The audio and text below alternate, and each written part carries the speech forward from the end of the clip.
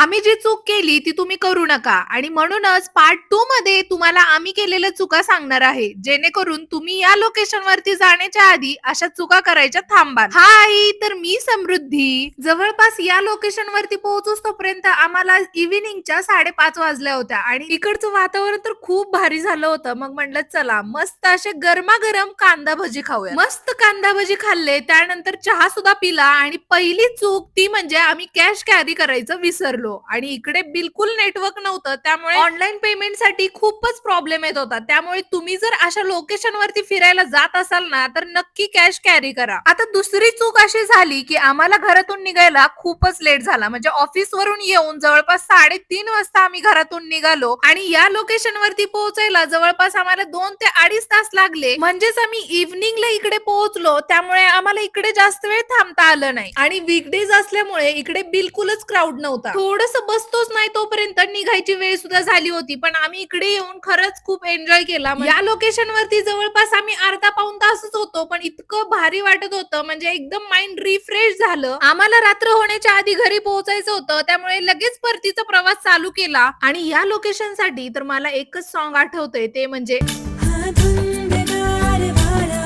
हा कोवळा शहारा उजळून चला घरी पोहोचूच तोपर्यंत आम्हाला जवळपास 8 वाजल्या होत्या. घरी आल्यानंतर मस्त असं जेवण केलं आणि आजचा व्लॉग इथंच थांबवते. भेटूयात उद्याच्या व्लॉगमध्ये. Till then take care and bye.